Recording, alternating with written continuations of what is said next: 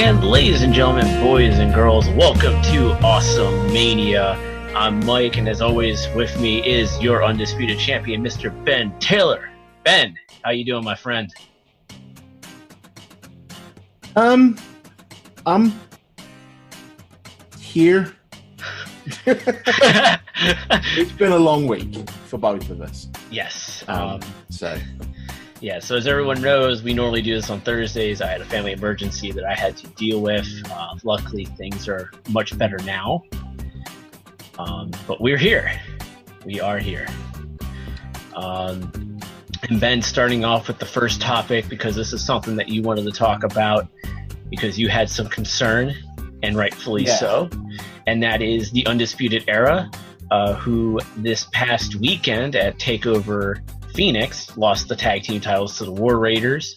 Adam Cole was not part of the main card, however, appeared after the show went off the air, and Bobby Fish only made an appearance during the entrance of Roderick Strong and Kyle O'Reilly to the ring for their match. Neither gentleman was part of the Rumble, and that also sparked some fears of possibly them going up to the main roster too soon. Yeah, long story short, when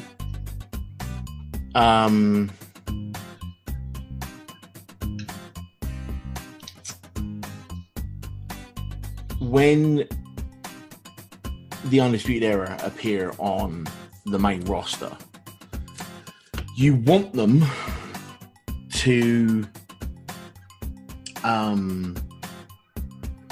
feel special, right? Yep.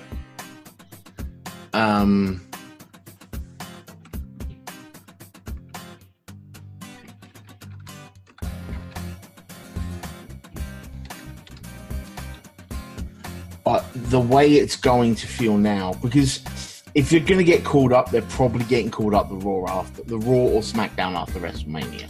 Let's be honest, right? Yep. The way it feels right now is that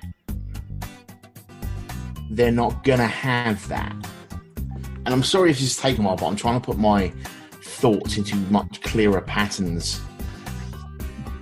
If the problem is going to have right now is if WWE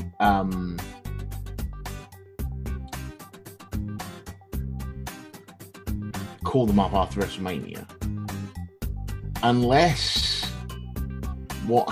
they call them up as NXT tag champions, which would be weird, they're not gonna feel like a big deal, because if you include the Bobby Fish getting them disqualified with his chair,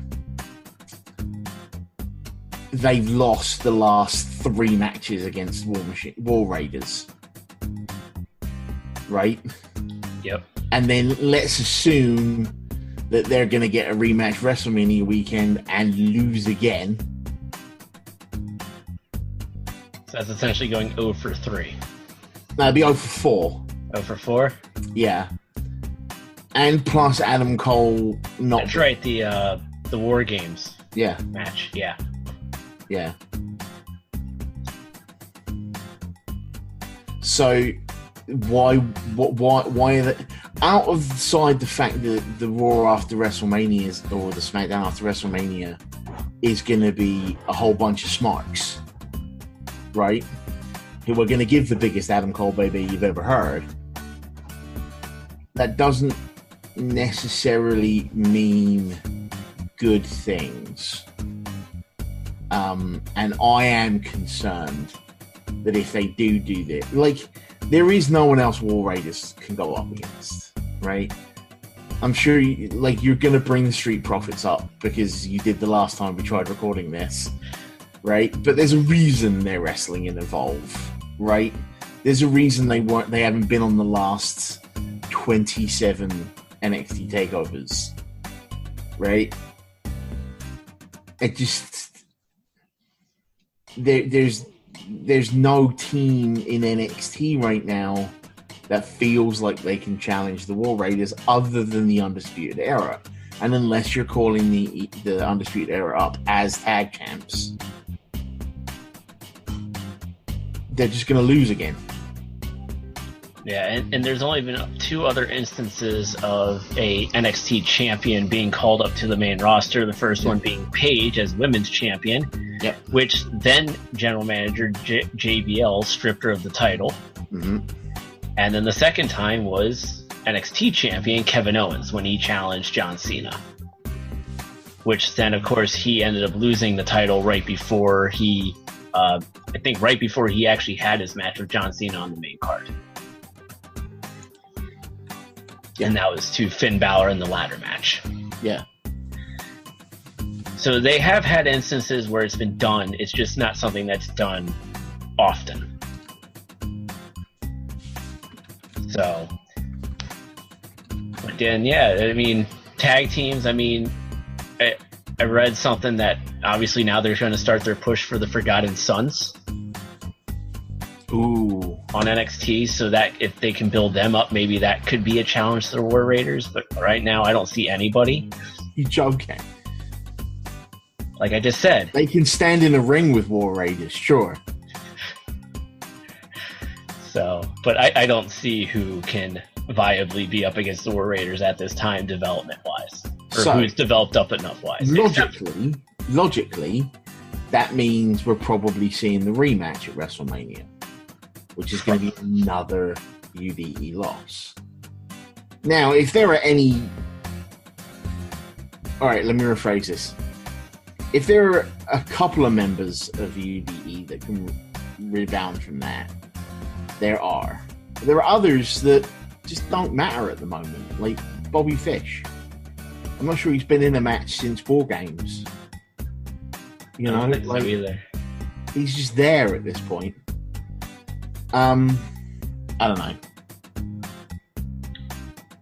It seems like when Bobby Fish got injured, initially people worried, but then when Roderick Strong turned on Pete Dunne to win the tag team titles for Undisputed Era, became co-tag team champion of Kyle O'Reilly, it was everything, you know, it righted the ship. But then Bobby Fish came back from injury, and it just kind of like, you know, kind of like the third wheel, but he's really the fourth wheel that just is kind of still a little busted.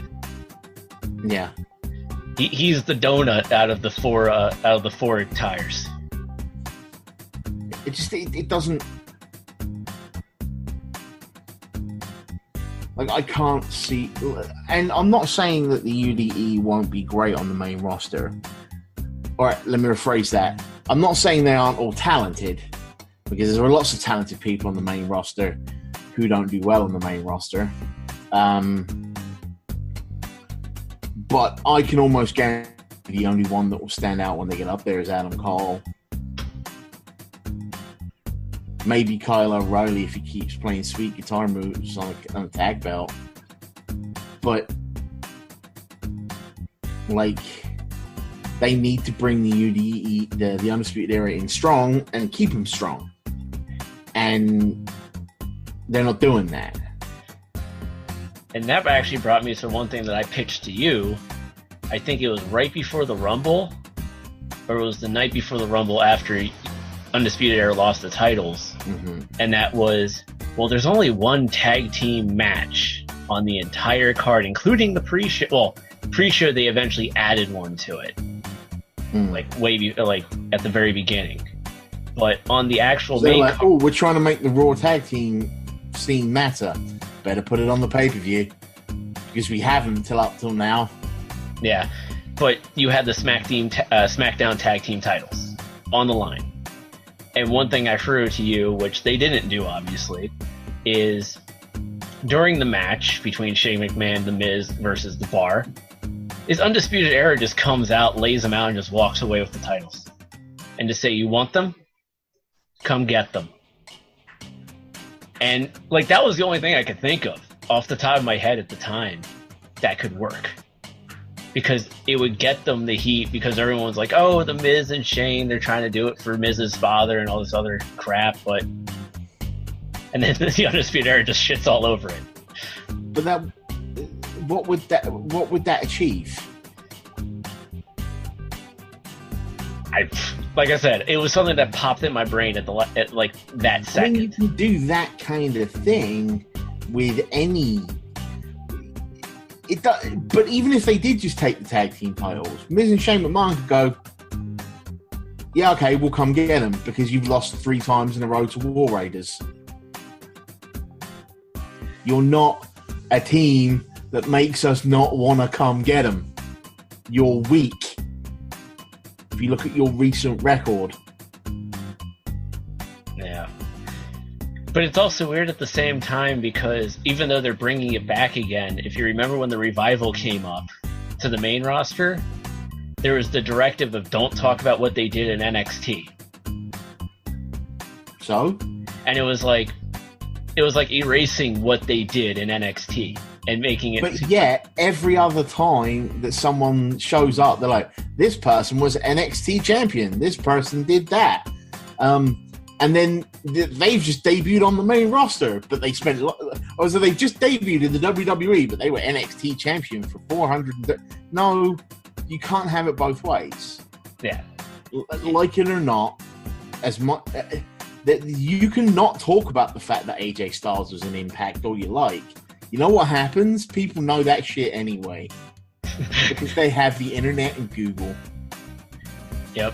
And I think that's why when they did I think it was AJ Styles WWE 24 or something like that. They worked with Impact. Yeah, they worked with Impact. I mean, and any Samoa Joe's Chronicle. And the Hardys with their 24. But the point being, they can not talk about something all they like. Doesn't make it not exist any longer. Yep. Right? 90% of the people that come up... Now, I've got nothing against people going up to NXT from NXT on their back. Right? I've got nothing against that. Right? Losing your last match on the way out of a territory is tradition. Right? Yeah. But it shouldn't be a massive losing streak. Because then, what incentive have you got to be pushed when you get to the main roster? Like, if they'd won this match, and then War Raiders had just squeaked out the match at WrestleMania weekend, when they show up on Raw, you can imagine Michael Cole being blah, blah, blah, hellacious match, blah, blah, blah. It went down to the wire between these guys and War Raiders, the most athletically, blah, blah, blah, blah. And it puts over Undisputed Era. Now he shows up and he goes, yeah, they've lost their last, 4 title defenses.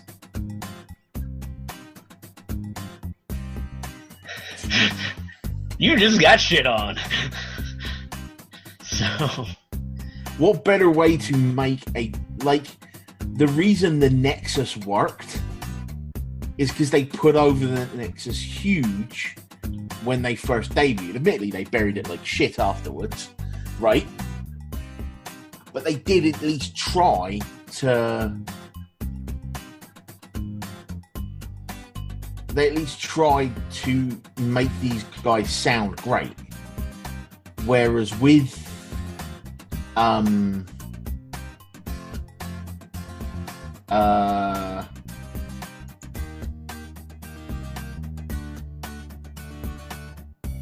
Undisputed Era, there's very little to make them sound great at this point. You know what I mean? It's like the only thing they can do is just go up to the main roster with those tag team belts, at least. And the big problem is that, if they want to do it, because they teased all 4 of them with gold in 2019, well, you got one kind of problem with that because Undisputed Era is a heel faction, and the NXT Championship was Tommaso Ciampa, heel, and now Johnny Gargano, heel. In all fairness, right? Everything that we're talking about right now is hinging on the fact they're getting called up after WrestleMania, right? Yeah, because there's still the possibility that may not happen. Yes. it is entirely possible that they just go away for a couple of months and then they come back and they just take over NXT. See what I did there? Aha! Yeah. Right? So, whatever. Yeah, not only that, but also something to keep in mind. They've been saying that Aleister Black is going to get called up to the main roster for about a year and a half now. So no, you say that he's going to be called up for like a year. He's supposed to be called up for a year or so, but then he was injured for 6 months. So they're not going to call up an injured dude, are they? No, they're not. But yeah, because I remember they were saying that that he was supposed to be the next fast track since Kevin Owens. Okay, and that obviously never happened. But yeah, so it'll be interesting to see what happens. I like the idea that you came up with. They just disappear for a while, and then they just come back. It'll give Bobby time to heal up some injury. Like Adam Cole isn't disappearing because of all the halftime heat thing, and he was in the Worlds Collide tournament. And did you watch the Worlds Collide tournament? I did. I watched it this morning. Oh no, it wasn't bad. I thought it was excellent for an access tournament. It was better than it was better. I can't say that without sounding really, really sexist. It's better than most of the Mae Young Classic. Which one? The first one or the second one? Yes. The second one? Yes. Yeah, I didn't get to watch the second one, so. No, by saying yes, I meant both of them. Kind of enjoyed the first one, but that's just me. But yeah, so Worlds Collide wasn't bad. Velveteen Dream won. So. Yeah. As I predicted. I predicted both finalists. And the spoilers that came out from an NXT taping, it looks like... we're not going to talk about those. Yes, we're not going to talk about those, but keep an eye on Dream. To see how it plays out. Yeah, because apparently one thing I read, it could have been a swerve. Because what I heard is they recorded 2 different endings to the match just to fuck with people. Which is pretty awesome. So which one's real? But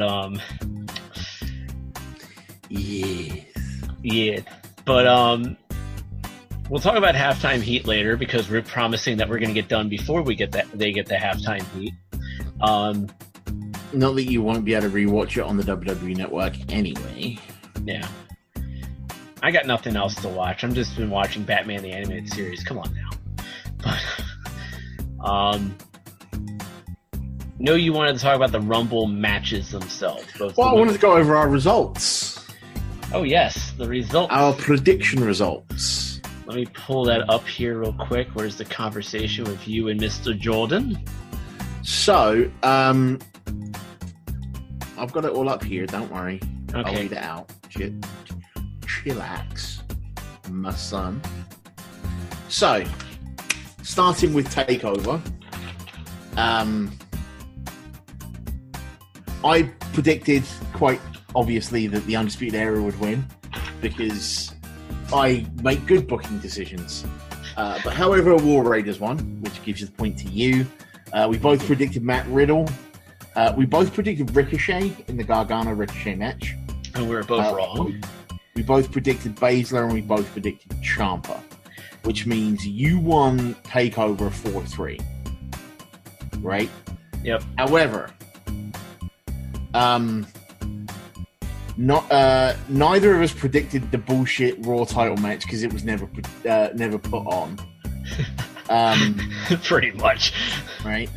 Both of us picked Rusev for the US title match. So no points there. When it came to the 4-way, you picked Hideo Itami. Good job there. And I picked Buddy Murphy, which gave me the point. Lynch versus Asuka, we both picked Asuka. When Jordan and I were discussing it, a decision that actually made Jordan laugh out loud, predicted that the Bar would beat Miz and Shane McMahon. which they didn't. I thought they were going to have him chase a little longer. Yep. We both picked Ronda Rousey for the women's match. We both picked... technically, you picked Charlotte, and then went, well, Becky could win it as well. Whereas I picked Becky and went, Charlotte could. So we were both right there. We were both spot on with Daniel Bryan. I picked Balor to win over Lesnar, but I did like pick a DQ or something. But I did pick that Lesnar would retain the title. Yep. And then the men's Royal Rumble match, Rollins won that, so we both got points. However, Jordan, as the rules committee, decided that because I got the most right on the night of the Royal Rumble, and we were technically only predicting the Royal Rumble, that I would win out. Also, the fact that I picked that Becky Lynch would win the Women's Royal Rumble from number 28, and she did. That's right, you did say that she was going to get it. I did say it was 27 or 28. Yep, you did say that. She's going to come in like number 3. And we're like, no, she's going to be exhausted from wrestling Asuka. But yeah, let's actually talk about the goings on at the Rumble. First one was the women's, which was actually a change because originally we had heard that was going to close the show. They obviously we weren't sure. Yeah, but that they ended up closing it with the men's Rumble. One thing, and this could be said about both of them, with the exception of like 2 entrants in the very beginning of the men's, there was no focus on legends. The focus was on the talent on the roster now. Disagree. And the future, and there was quite a bit of NXT UK, or not too much UK, but disagree. Okay, and why do you disagree? Especially in the women's match. All right, shoot.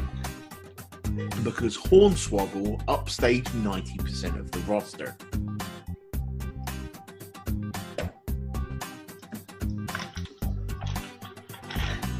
Quite frankly.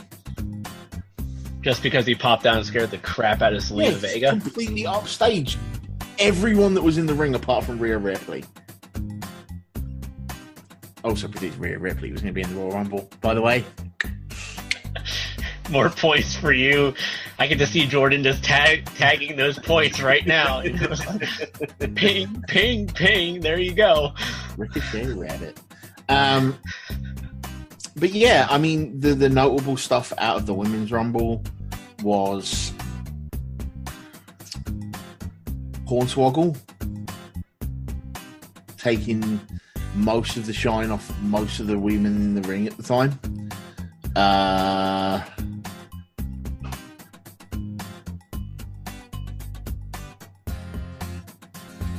I have to say, I did like the thing what Billy Kay did.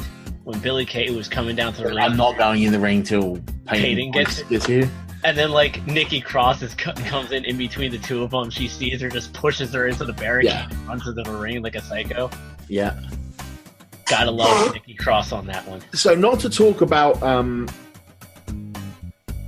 I don't want to, like, kind of single out men's and women's rumbles or what was good, what was bad, that kind of thing. But what I am going to do is talk about a couple of things across both rumbles that stood out for me. Okay? First, the big thing that stood out for me was how much the main roster superstars sold for the non-main roster superstars.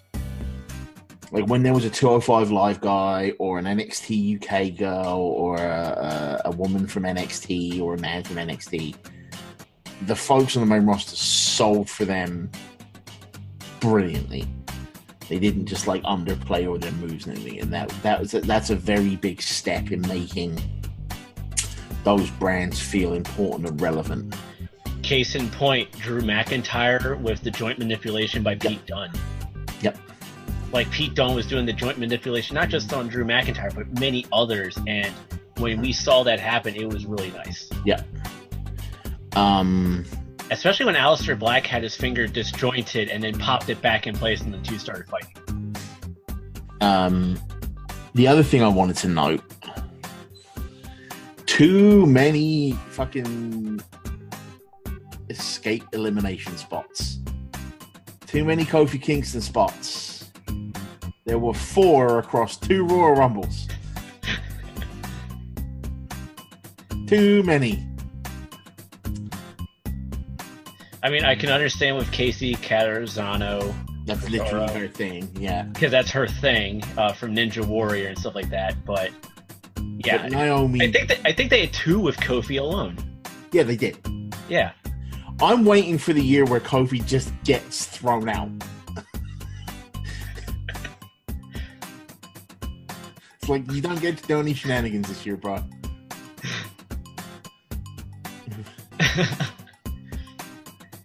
Or just wins it. One of the two. I mean, and he'd be like, "Damn, I had something so special prepared." And then the year afterwards, he's like, "I can bring it back," and then he just gets thrown out, like flat out knocked out and just thrown over the top rope. I don't know. No saves from Xavier, Big E. No. The other big thing to note is the early parts of both Rumbles were really sloppy. Like, really sloppy. Like the Lacey Evans-Natalia thing. If they thought that was going to ingratiate Lacey Evans to an audience as a face or as a heel, she didn't even look competent. Yeah, like, you could see that Natty was doing everything in her power to make Lacey look good. Yeah. But every time she did, Lacey just kind of undid it. And then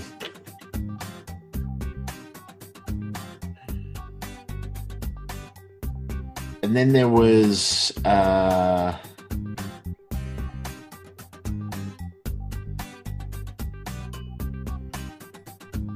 what was the other thing?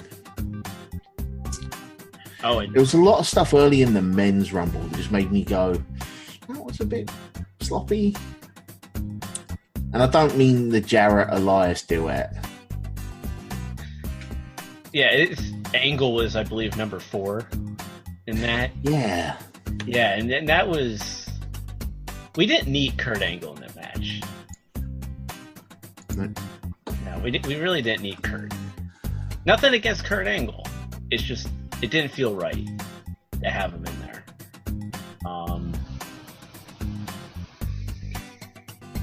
Trying to think. Actually, one note for you. Between both Rumble matches, a total of 9 NXT, that's NXT and NXT UK combined, superstars in the match. And the 2 matches combined. So they really invest... 5 in the women's, 6 in the women's? I think it was 5 and 4. Or 6 and 3. Because I know for the men it was Dunn, Gargano, and Black. Those were the 3 I definitely know. And then for the women it was Kairi Sane, Rhea Ripley,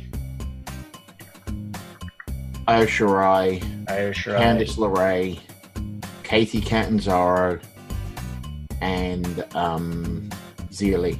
Yeah, so that's what it was. So it was 6 and 3, but still a total of 9 from NXT UK. But it does show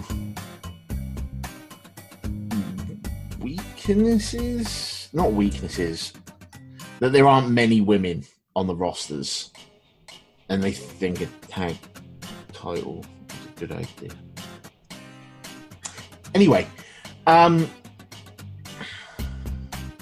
yeah.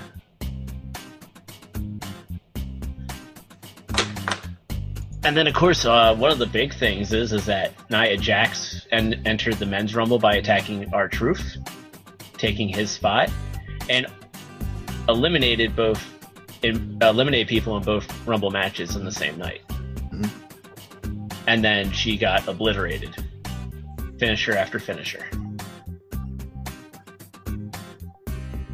Which, of course, as we found out, there's also real heat because she actually really did hurt R-Truth, and he was pissed backstage. Yeah. So she's giving Becky Lynch a concussion, taking away the Survivor Series match of her versus Ronda Rousey. And then she hurts R-Truth while taking his number 30 spot. Hooray, being safe. And also got a history of doing that. Yeah. Oh, and I wanted to bring this up real quick for Takeover because we're going over the picks. Yeah. You and I are we have an ally on Bianca Belair, and that is Sam Roberts, because Sam Roberts openly admits that guy. Yeah, I know, but on the NXT Takeover pre-show, he flat out said it that Bianca Belair doesn't deserve to be on the Takeover card against Shayna Baszler, and that it was underwhelming that she was on the card. It also felt a little like he was getting fed along the lines. So, I mean, I didn't watch it. I ended up reading about it, but hey, I still don't think Belair. Actually, one great part of that match, Shayna Baszler grabbing the hair like we were talking about, and then using that as a weapon against Belair. When she took it and she just pulled Belair into the ring post. That was good. And then actually Belair, I will give her credit, she did fully sold the hell out of that too. But the Rumble matches were the Rumble matches, I guess you can say. Yeah. So I love the Rumble. I love the Rumble time of year.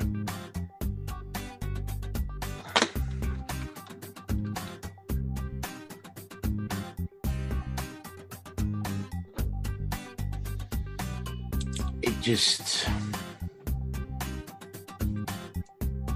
I don't know.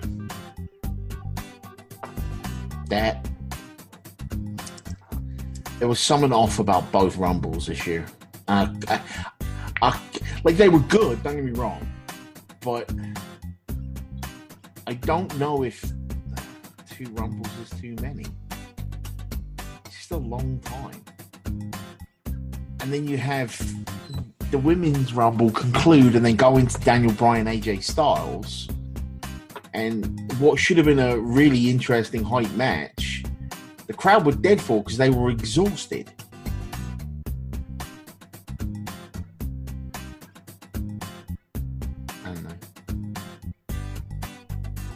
So, which route do we want to go this time? Do we want to go with Ronda, or do we want to go with Ambrose and Itami? We can do a little bit on both because there's not a whole lot to talk about with Ronda, really. Okay. We wanted to do a segment, or you wanted to do a segment talking about what we thought of Ronda. Yeah. Her year in the biz at this point. Yeah, and of course, go figure, on Raw, she no-sold the arm. Yeah. But then during the match, she started selling it later on in the match that she had, which was like, well, it's a little too late, Ronda. my feelings on Ronda is, as a total package, she's garbage here. She can't work the microphone. She doesn't know how to sell outside the ring. She has no concept of the actual business of wrestling. In the ring, she gets it. Right? Admittedly, she's much like Brock Lesnar, where she has the same goddamn match every time.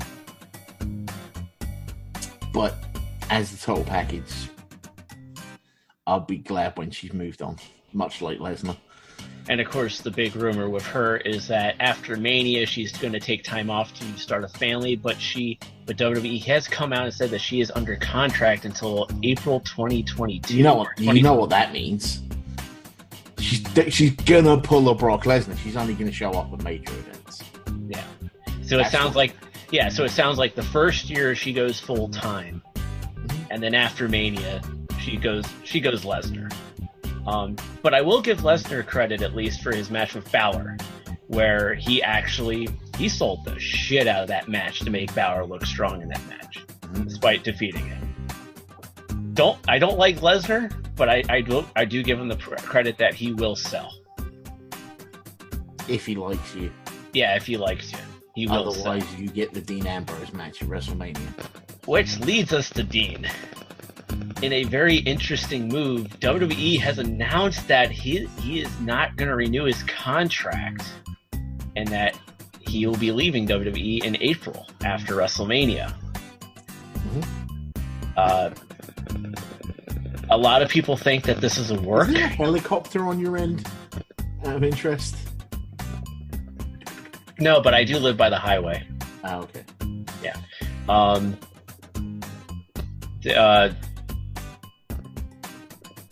A lot of people think that with WWE announcing, because normally they just wait till after somebody leaves to do the future endeavors post, that this may not be really Ambrose leaving, but really a work per se. And it's like, it's kind of hard to get a vibe. I mean, I think Ambrose legitimately is leaving. I think he has decided not to renew his contract and will leave. I don't think we're going to have a CM Punk situation where CM Punk actually signed his contract like hours before Money in the Bank started. But it's just so interesting that they're going this route, which makes you think about what type of booking is he going to get going into Mania. I mean, who cares at this point? Like, I know that sounds really bad, but when Dean Ambrose turned heel, everyone's like, "Oh, here comes Jon Moxley." Nope, just some weird Republican who hates the little people, is afraid to get diseases. But it also felt like it was very caged. That's what I'm saying. Yeah, they didn't let him really go full out. Like, that's what I'm saying. Yeah. When he turned heel, all you need to do is take the Jon Moxley character, get rid of the cigarettes and the titty master stuff, and like you just let him go. But instead, you got Bane 2.0, Bane the Tory, and then of course after the Rumble, Hideo Itami requested his release, which WWE apparently has granted. Judging by the posts that we've seen from guys like Victor the Ascension, Daniel Bryan, and several others. But the reason that WWE was willing to do this release is because he's not going to go to AEW. He's going to go home to Japan and most likely wrestle for Noah, which is his home promotion. So there was more of an understanding with him going over there. And I remember back when we were doing MBM and Hideo Itami first came to WWE and came to NXT. And you were very displeased because it was like, oh, big signing, they're going to force him to the moon right away. And they tried. They tried, but injuries derailed him. It's even though injuries derailed him, they still tried to shove him to the moon. Right? Yeah. Like, the fact of the matter is, when he came over, I said one or two things is going to happen. They're either going to push him to the moon, or he's going to languish and not do anything. And he kind of did both. So I was right twice, I guess. Do you feel that while trying to push him to the moon, then the injuries come in, he comes up the 205 Live, like he actually had a pretty decent run when he came back from injury in NXT, but then he comes up the 205 Live and he doesn't really amount to anything. He comes to 205, he languishes there, but he still had a pretty decent push in NXT. Like, do you think maybe when he went to 205 Live, the injuries were in the back of maybe Creative's head and going, he's been hurt a few times, do we really want to try to push him? Because that was something that happened. Because that was something that happened with Ziggler with the concussions. They didn't want to push him as the top guy because of it. Who cares? Like, I know that sounds really stupid, but by the time he came to 205 Live, the damage was done. Yeah. Right? The thing with Itami is, or KENTA, is he was used to again. He was used to being the big fish in the little pond. And when he came to WWE, he didn't. It's the same way that all these people bitching and crying and moaning every like, why isn't Sasha Banks and Bayley in the title picture? Why are they languishing in tag team action? because not everyone can be pushed all the fucking time. Right? We just saw Itami in a 4-way cruiserweight title match. But I don't know. Yeah. So, with that, Mr. Ben, fantasy booking. Indeed, it is. What is this week's fantasy booking topic as I grab my legal pad to get ready for this? Oh, which, by the way, as I'm looking at it, has all the NXT TakeOver and Royal Rumble results on it. Which I also wrote down every single, the order that everyone came in, the order they were eliminated, and by who they were eliminated. Were there any surprises there for you? People who eliminated people, or people who weren't eliminated by people? First off, I give a lot of credit to Natalya for the women's. She lasted 55 minutes, 58 seconds. Ember Moon was second with 53 minutes, 10 seconds. And then third place was actually Charlotte Flair with 50 minutes, 36 seconds. Those are your three longest, three women who lasted the longest in the match. I am not surprised that Natalya eliminated Liv Morgan, Sarah Logan, and then who did Natalya? Natalya was eliminated by Nia. Where's Ruby Riott on here? Oh, and Ruby was eliminated by Bayley. Yeah.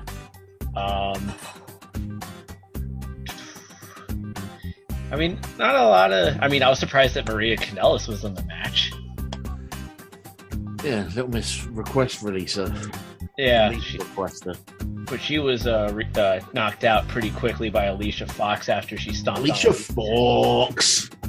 God, I love that. That the best thing Noam Dar has done probably on 205 Live. Period.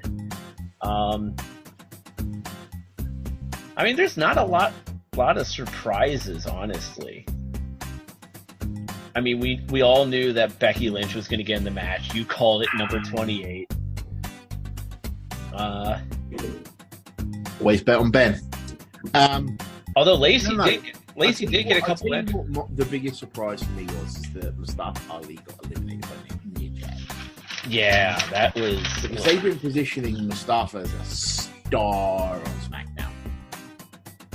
Yeah, now he's going to be in that Elimination Chamber match for the WWE title. Yep. Did you see the Samoa Joe? Did you see that promo? Yeah. Hey Jeff, why don't you pretend this is an AA meeting? Shut up while I talk. Damn. Just. God, I wanted to win a title soon. So, did I write down? I thought I wrote down the times on here. It doesn't matter. Let's get to the fantasy booking. We want to wrap this up before. Yeah, let's get to the fantasy booking. All right, what do you got for fantasy booking? What do you mean? What have I got? It's your turn to bring the fantasy booking this week. Son of a bitch! That's right. I brought the last one. Fuck. Do I have to come up with an emergency one? Yes, come up with the emergency one, right? And then I'll do the next episode. Next 2 episodes. Yes, I'll do the next 2 fucking episodes. Right. Fantasy book it now. What would be the closing shot of WrestleMania? Closing shot of WrestleMania? Yeah. Mine would be the obvious one that everyone wants to see, and that's Becky Lynch holding up the Raw Women's Championship. Okay. Ending the show. Okay. That's what you would end the show with? WrestleMania, yeah. Okay. See, what I would end the show with, I'm going to one-up that, is it would be Becky having just beaten Ronda. Bayley and Sasha come out to celebrate with her with the tag team titles. And then Charlotte shows up with the SmackDown Women's title. And it's all 4 of them. And it sets up the match against the 4 horsewomen at Survivor Series. I can dig that. And they're all stood there doing this. Yeah. Well, I mean, if we all remember, at the Royal Rumble, Sasha did throw up before at And then there was the Ronda. thing on Raw. There was the thing on Raw. It wasn't shown on telly, but like when Becky comes down, when Bayley's in the ring, Becky gives her the 4 and Bayley flashes it back right before Becky gets in Ronda's face. Yep, that was so they're building it, but also that actually works also, but for another reason, and here's why. And that is the fact that there are rumors going around that WWE wants to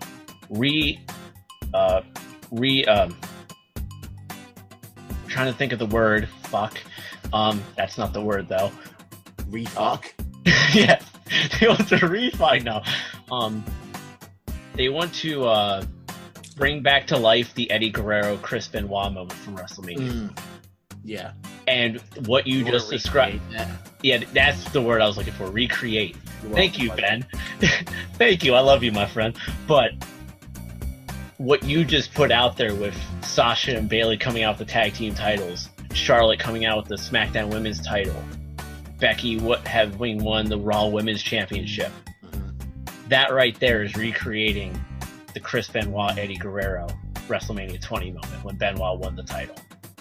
And Eddie came out with his title and they celebrate together. Yeah. And that's like what you just described, there's the recreation. Which also builds up to the 4 Horsewomen at Survivor Series. Exactly. So you did a twofer.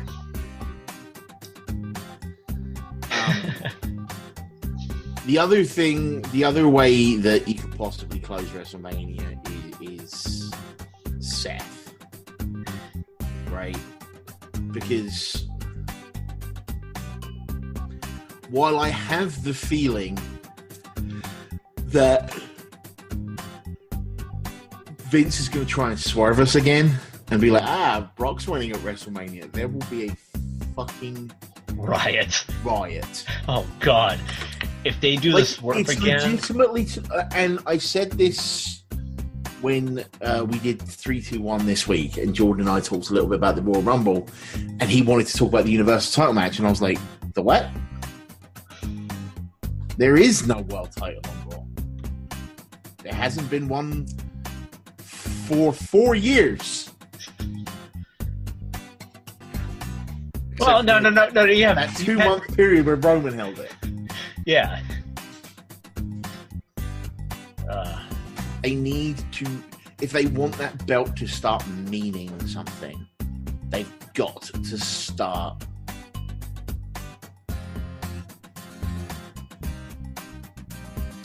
making it mean something, which means it needs to not be on Brock Lesnar.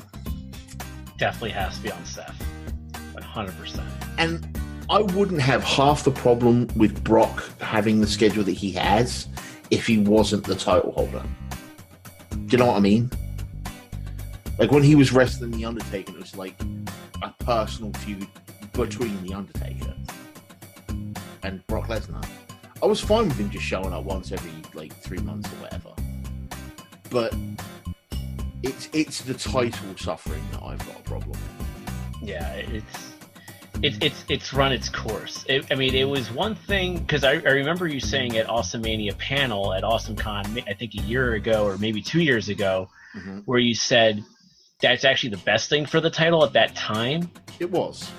But for 1 year, and you have these guys battling out to try to fight Brock Lesnar, that's, for a year, that's one thing. But now you're looking at year 2, year 3, possibly a year 4. For a short time, that was the best thing for the title, because for so long the Raw had just been about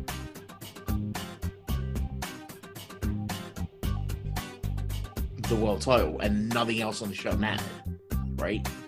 But we're at a point now where everything else on the show, the tag titles,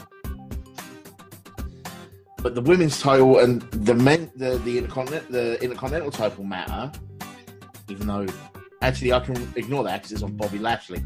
The women's title matters, but nothing else on the show does. And it's all centering from this Brock Lesnar problem. Yep.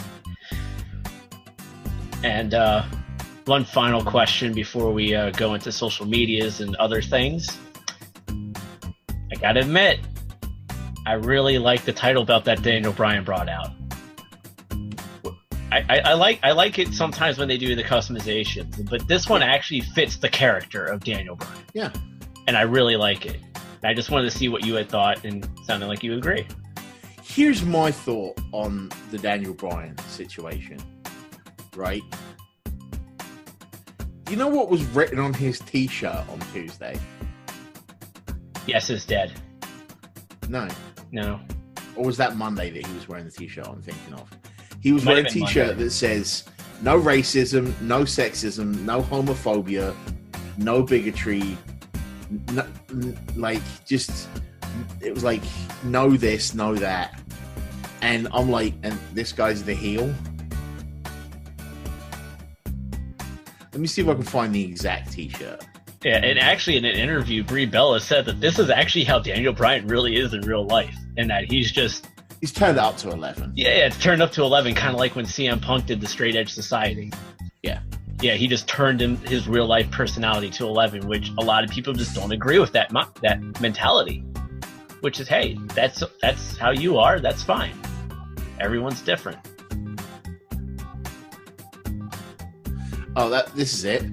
The T-shirt read, no violence, no homophobia, no sexism, no racism, freedom, peace, love. And he's supposed to be the heel.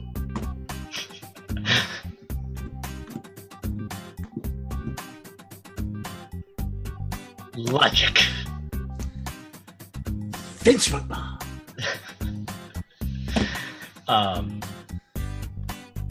But again, I love the title belt. And of course, ladies and gentlemen, tonight, because I'll have the episode up tonight on the website, Halftime Heat on the WWE Network, Tommaso Ciampa, Johnny Gargano, and Adam Cole versus Aleister Black, Ricochet, and the Velveteen Dream.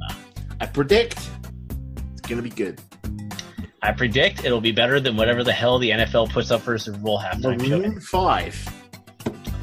Yeah, that's what I'm talking about. Let me go vomit real quick. Yeah, considering I'm not watching any of it. Oh, neither am I. I watched the Capitals play the most horrible game they've ever played today. Ooh.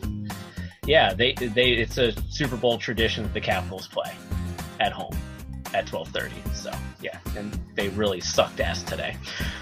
But that sucks. Yeah, it does. So they've lost 8 of their last 9 games. Good job, Caps. Good job. All right. So with that, I would like to leave you with this one final thought. You should never do anything with Velcro. It's a rip-off. I agree. But anyways, with that, Ben, where can the people find you on the social medias? You can find me on social medias at Bob T. Goldfish on Twitter. You can follow our exploits at 321 Podcast or 3 Topics 2 Guys 1 Podcast on Facebook. And there we post a lot of our updates about when we're going to be gaming on the Twitch channel. And of course, also a huge thank you to 321 for having us on Twitch at twitch.tv/321_TV. Yep. And then, of course, you can find me on Twitter at TheLindenbaum75, Facebook at Facebook.com/X75Productions, and you can also find the archive of this show on TXHTHockey.com/AwesomeMania. The main page for AwesomeMania will actually be the most recent episode that we record, and then there's also an archive that you can go to for it, for past episodes. Yep. And so, ladies and gentlemen, with that, this has been AwesomeMania.